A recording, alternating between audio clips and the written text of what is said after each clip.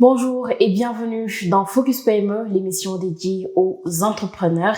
Aujourd'hui, nous avons le plaisir de recevoir Madame Ba, responsable développement du groupe BS Consulting, qui va partager avec nous ses projets, son parcours et ses défis. Bonjour Madame Ba. Bonjour, Yunus. Merci d'être là avec nous dans Focus PME. Le plaisir. Alors, Madame Ba, pour commencer, pourriez-vous vous présenter et nous expliquer brièvement les domaines dans lesquels vous évoluez? Alors, merci beaucoup, Yunus, de m'avoir donné cette possibilité d'être là aujourd'hui. Je suis Madame Ba, je suis la responsable développement du groupe BS Consulting, qui est un cabinet d'orientation, d'accompagnement et de conseil pour les études au Sénégal et à l'étranger. Et en même temps, nous ouvrons aussi dans la formation professionnelle en lavage auto, moderne, standard, européen. D'accord. Merci pour votre présentation. Vous êtes spécialisée dans les prescriptions au Sénégal et à l'étranger, ainsi que dans l'accompagnement pour l'obtention des visas. Quel type de visa proposez-vous des accompagnements le plus souvent et quelles sont les démarches que vos clients doivent suivre? Alors, nous proposons tous les types de visas confondus, que ce soit dans le cadre des études, dans le cadre du business, dans le cadre du regroupement familial, le visa touristique, le visa business, mais aussi il y a l'autre volet qui est le visa médical. D'accord. Voilà.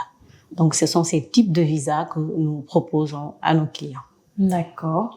Les démarches que vos clients doivent suivre? Bon, chaque type de visa a ses propres démarches à suivre. Donc, nous sommes beaucoup plus spécialisés dans le cadre des études parce que c'est ça notre spécialité en fait. D'accord. Donc, supposons pour le visa études, il va falloir déjà avoir une admission auprès d'une université et après déposer un visa de long séjour pour aller étudier. Effectivement. Et le marché des prescriptions et de l'accompagnement aux démarches de visa est-il en croissance au Sénégal? Exactement, bien sûr. C'est en croissance, bien sûr. Parce que déjà, il y a beaucoup de demandes. Les élèves, les étudiants, après le bac, ils ont ce projet-là d'aller en France, d'aller à l'étranger en quelque sorte. Donc, la demande est là. Vu que, voilà. Donc là, il y a la demande qui est là.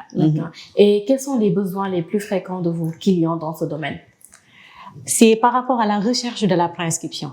Comme nous sommes beaucoup plus études, donc on reçoit beaucoup plus de clients dans ce cadre.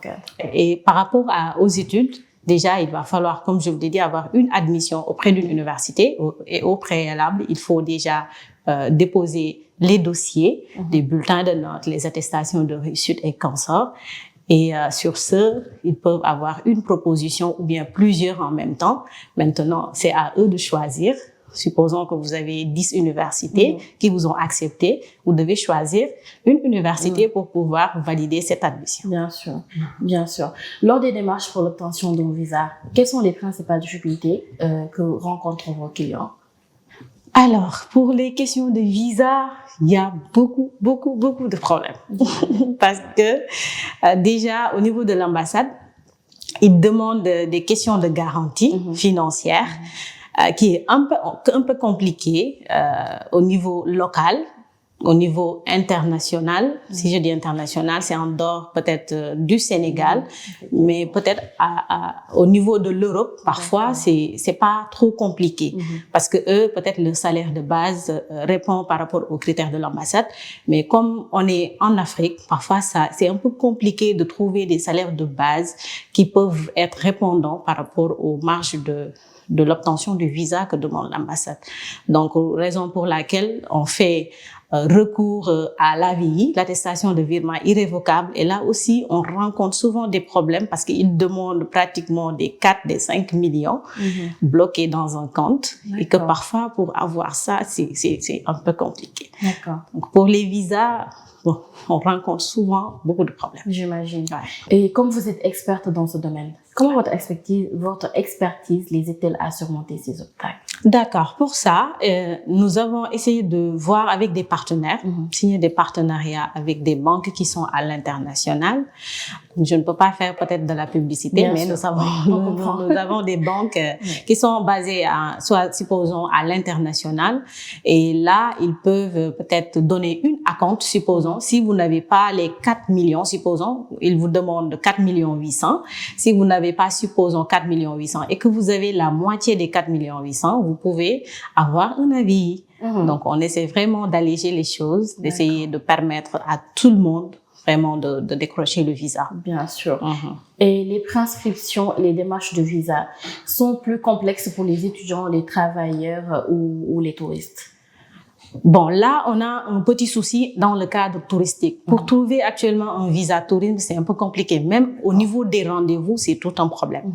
Alors que peut-être dans le cadre études, là, on continue d'avoir les préinscriptions, d'avoir un visa sans problème. Dans le cadre business, c'est pareil. Médical, c'est pareil. Mais c'est tourisme qui pose problème. Parce que souvent, les gens décrochent un visa touristique, ils partent et ils ne reviennent pas. Donc là aussi, c'est un problème qui se pose. Raison pour laquelle ils ont en tout cas limité la demande, l'obtention, les rendez-vous et consorts. Donc on rencontre énormément de soucis dans le domaine touristique. Bien sûr. Chaque profil a-t-il des besoins différents? Effectivement. Parce que cadre études, c'est pas la même chose que business, c'est pas la même chose que tourisme médical, donc regroupement familial qui est souvent demandé parce que vous pouvez avoir votre mari qui est, supposons, à l'étranger et qui veut que vous rejoigniez, vous venez quoi, en fait. Donc là, c'est un autre type de visa, des démarches à suivre. Donc, chaque démarche, chaque procédure a ses propres dossiers et voilà. Bien sûr. Madame Ba, en plus de votre activité dans le domaine des visas, vous êtes également active dans le secteur du lavage automobile moderne. Effectivement.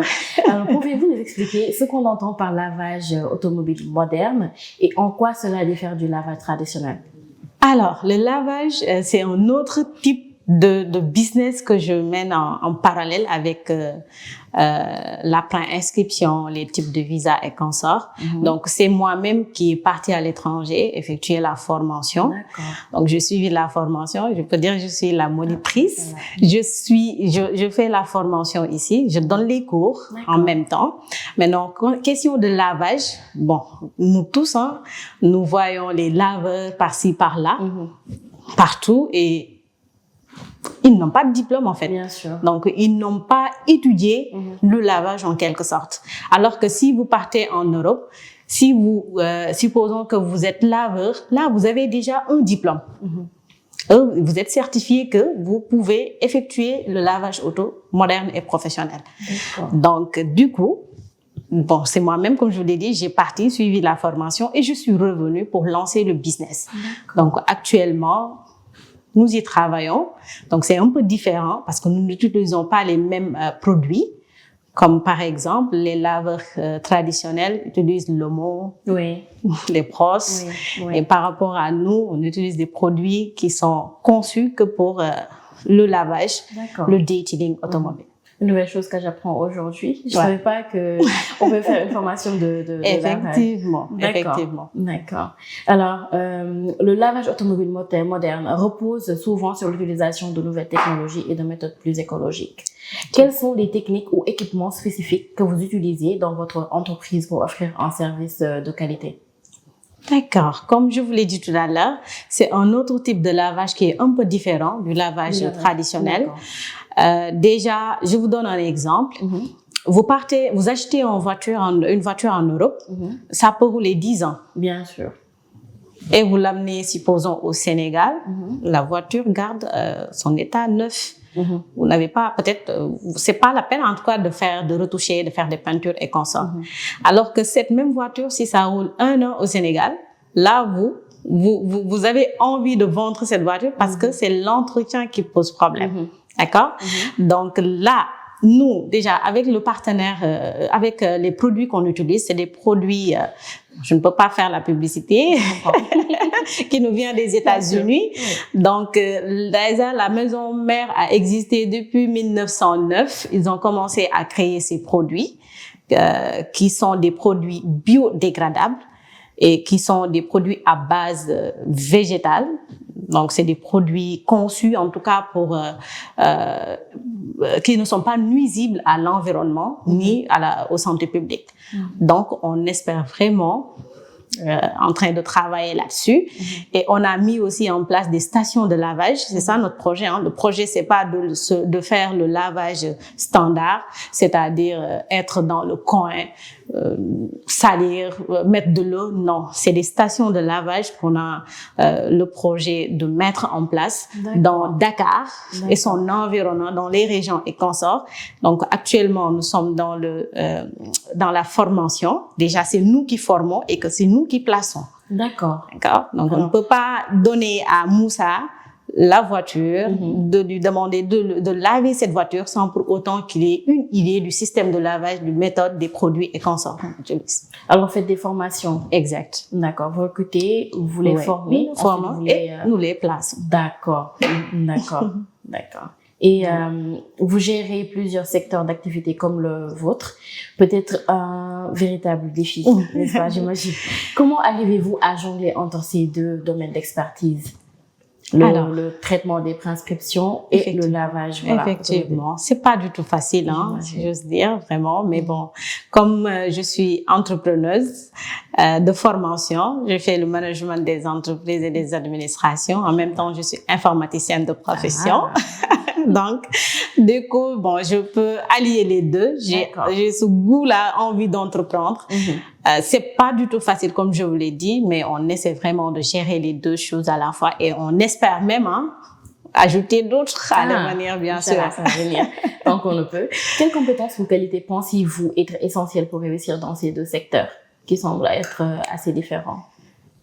D'accord, parce que l'entrepreneuriat, c'est pas trop compliqué, en fait. Donc, il suffit juste d'avoir des fondations, la fondation spirituelle, comme je le dis souvent aux élèves. Donc moi, les bases que j'ai, c'est que j'ai une bonne fondation spirituelle. C'est quoi la fondation spirituelle? C'est de ne pas mentir, de ne pas voler, de ne pas tricher, être ponctuel, rigoureux, assidu.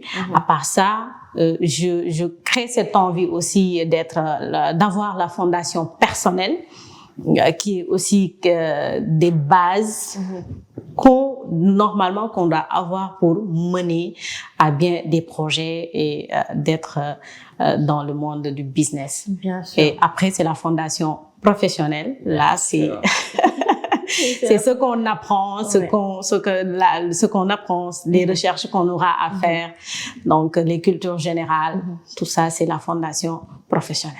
Donc, si on a ces trois fondations, je peux dire que vraiment, on peut devenir leadership. Bien sûr. Alors, Madame Ba, en tant qu'entrepreneur, quels ont été les moments clés ou les décisions qui vous ont permis d'en arriver là?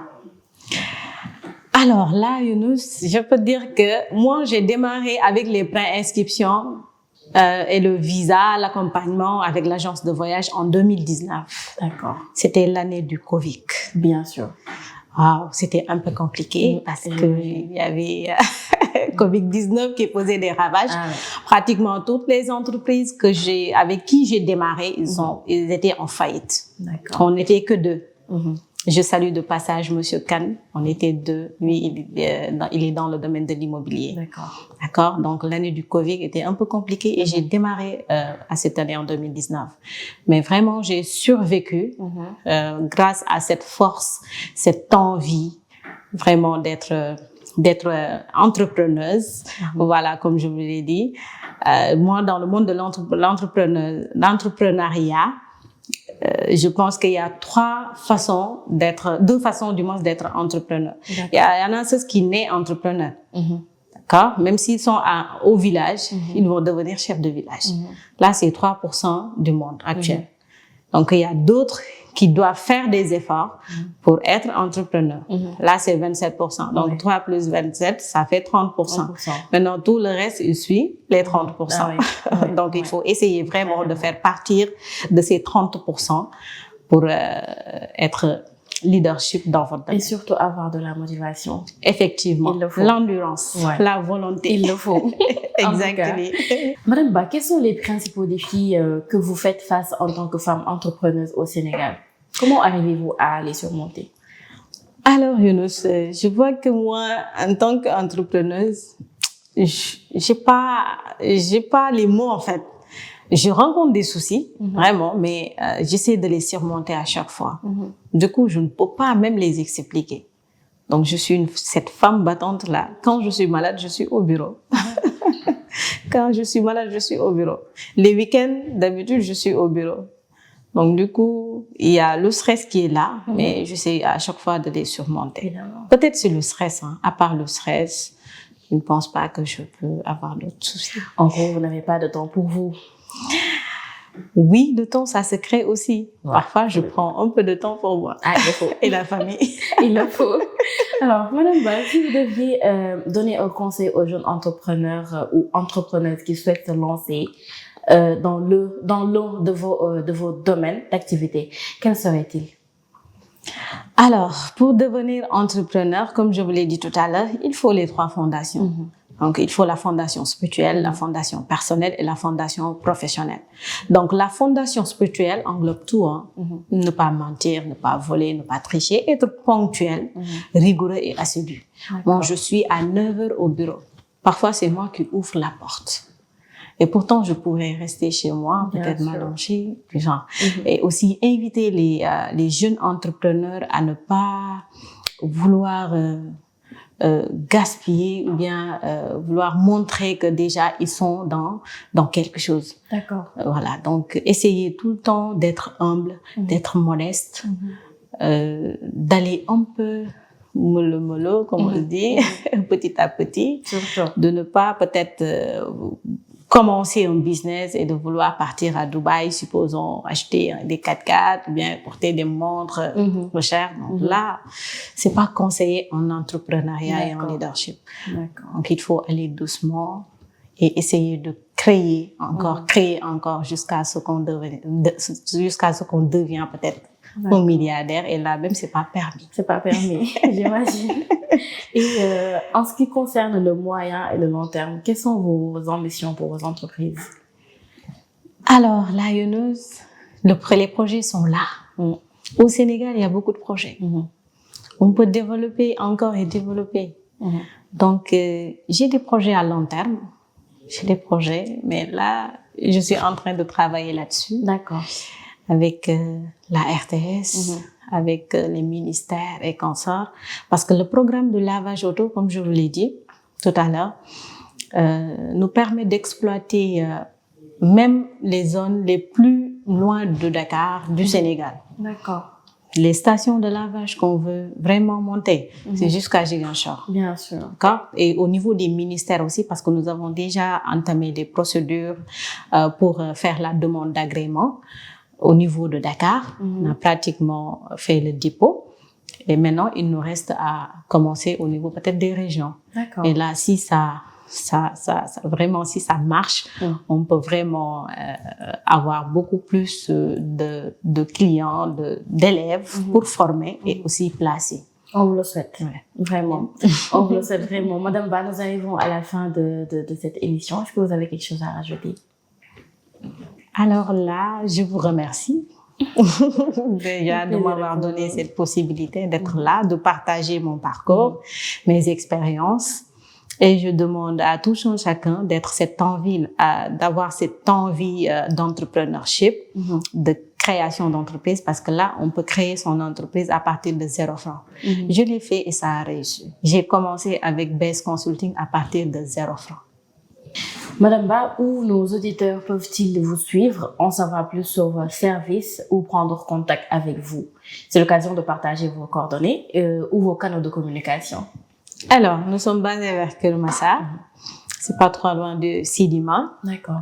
Ni trop loin aussi de la station Keur Massar. Nous sommes sur Facebook, sur Base Consulting. Sur Instagram, nous sommes sur Base Consulting Voyage. D'accord. Et sur le site web, nous sommes le www.baseconsultingvoyage.com. D'accord. Maintenant, pour les numéros de téléphone, vous pouvez nous contacter sur le 33 893 92 43. D'accord. Plus le 77 621 16 88 et le 77 878 43 46. Merci Madame Ba. Merci pour cet échange passionnant. Si vous souhaitez en savoir plus, vous pouvez la suivre sur les médias sociaux, Base Consulting Voyage, ou visiter leur site web www.bsconsultingvoyage.com. Merci à vous, chers auditeurs, de nous avoir suivis. Rendez-vous très prochainement avec un nouvel invité. Au revoir.